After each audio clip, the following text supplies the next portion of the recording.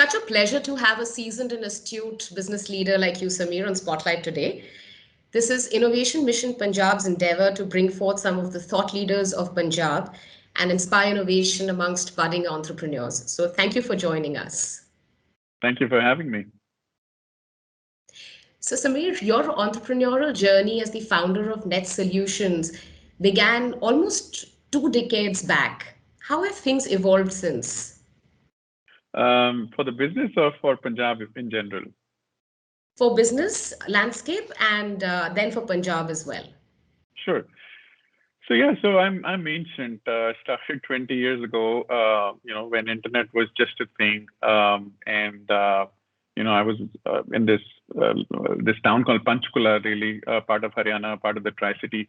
That's where I started my journey, and yeah, I mean, there's one of the earliest to get an internet connection, and the tech industry was really maybe a couple of companies here and there who were building some products, but really very early in that sense. I started my business more as a lark, more like just wanting to get away from what I was doing, and just trying to see if there were other opportunities possible, and the internet gave me that opportunity, so to say. Yeah, I mean, so started from there. Started on my own. Started coding and designing myself, building websites, putting them up. Someone found me online and said, "Hey, if you can do it for yourself, you can do it for me as well." And that's how we got started. I hired people to deliver to this client who was based in Michigan, and really just grew from there. And in terms of the Tri-City in Punjab, again, the one big company I know, there was one big company that called Pugmarks that was in a similar space, and they were sort of the big sort of company that everyone knew about. No one knew us, but really, we just focused on ourselves and what we could do and the kind of customers we could get, and really went from there.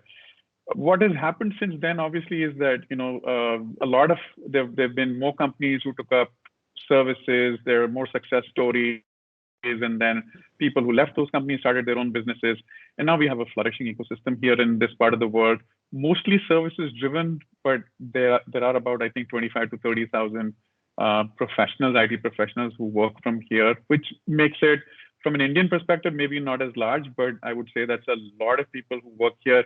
And obviously they work with the best brand in the world, the global Fortune 100, 200 companies. I know they are being serviced from here. So really, in terms of an outsourcing destination, I think this area, this Tri-City has done extremely well given the humble origins. Fantastic. In fact, you're such a pivotal part of the ecosystem in Punjab, the co-founder of Plaksha, engaged with TIE, very active with the NASCOM, the Chandigarh Angels Network. What are the pros and cons of doing business in the region? So the pros really are, I mean, you are in a city, we call it the city beautiful, and for a reason that it provides what very few cities in the world do. And Panchkula and Mohali are more of the same. In fact, there'll be a few people who say Panchkula is better than Chandigarh, or some people would say Mohali is better. And no, I know there are pros and cons, but I know that the ecosystem, the Tri-City, in that sense, presents a lot of opportunities. So I would say that the fact that you can live in the city and work and get to wherever you work in 10, 15, 20 minutes. I think that's fantastic. You don't really need to travel long distances. And I know this is post-COVID that this doesn't really hold, but I think that was the original premise, that people wanted to stay in the region. They wanted to stay with their parents. A lot of people wanted to be closer to their parents from, let's say, Jammu and Kashmir and Himachal. I know they prefer to work in Chandigarh because they can get to their families. And, given how the Indian society is, that we love to stay next to our parents because, they might need help, and there's less of those support systems available outside the family structures. I also think that, in terms of the women employees, because most parents again don't like their their children, girl children especially, to go outside and too far. I think originally, at least, I think, and now things have changed quite a bit. But originally, I think that was the reason. And so, a large percentage of the working population in IT is actually women. The infrastructure is great. We are almost like a microcosm of a large metro in that sense. We have all the facilities that exist, and yet with none of those problems that are available. So those are a lot of pros, I would say. Obviously, it comes with a lot of cons as well. The fact that I would say that the level of success hasn't been that great in the region, only because there've been fewer mentors, there've been fewer, the ecosystems drive these entrepreneurs to achieve greater heights. So we've not really seen that in that region, but I think things are changing, and I think increasingly you see the services ecosystem move towards the product ecosystem. There have been a few exits in millions of dollars from this region, and so there are newer success stories coming up, newer role models coming up, and I do believe that things will change. So going back to Net Solutions, during the early days, how did you deal with having access to talent, or for that matter, market access? Finding the right set of businesses to work with, because at that time this ecosystem didn't even exist. So how did you go about attacking those challenges? Because you've been very successful at doing it.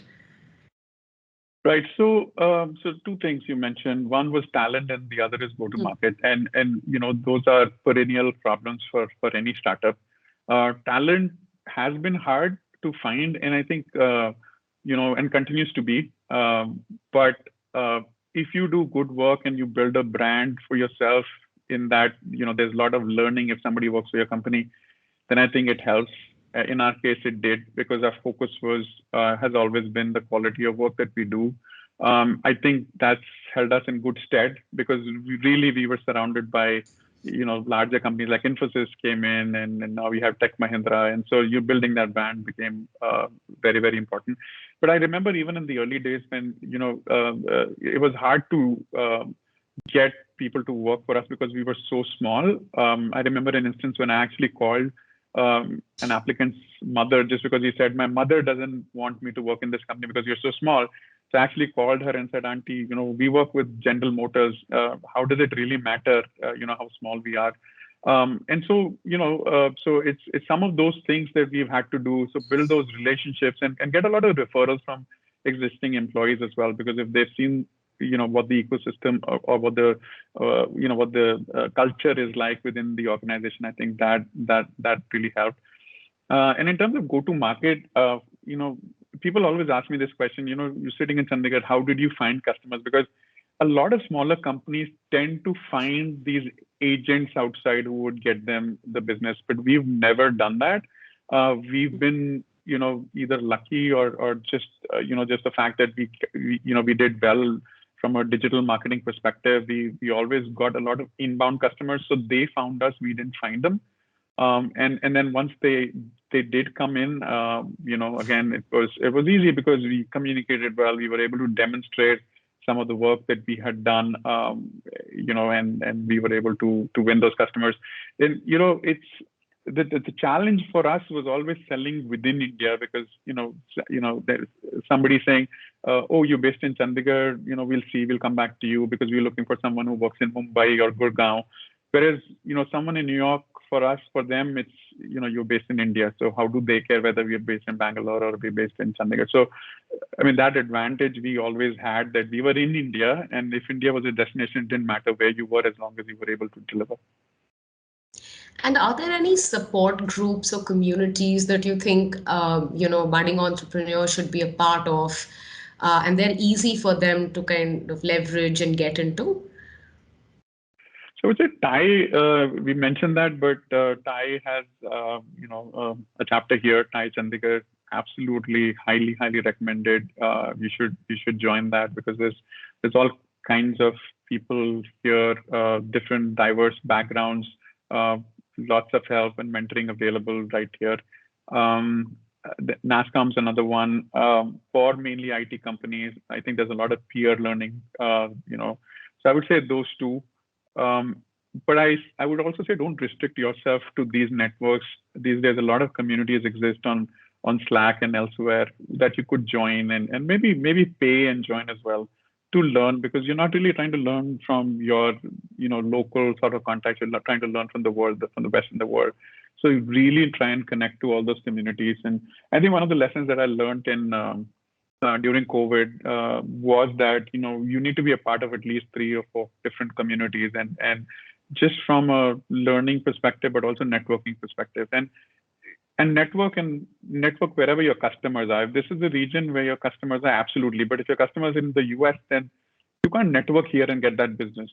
So how do you put yourself in front of those people who are potential customers are important. So I say from a community perspective, absolutely join a few different communities that don't exist within the region as well. That's very interesting, that be where your customers are.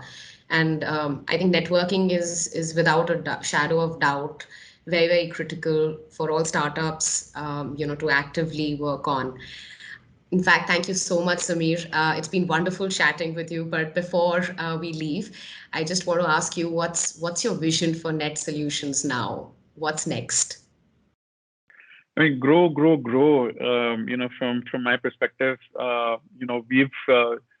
we've not focused on growth for the longest time. And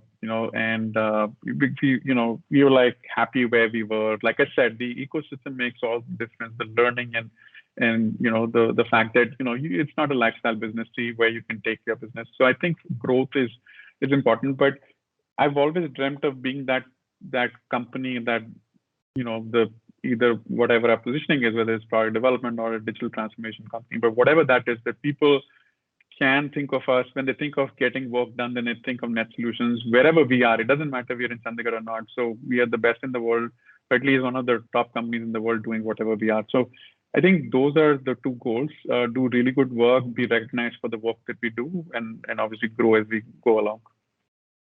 Great. Thank you, and wishing you success in manifolds. Thank you so much for joining and sharing your journey with us. Thank you so much, Dilpreet. I really, really appreciate it.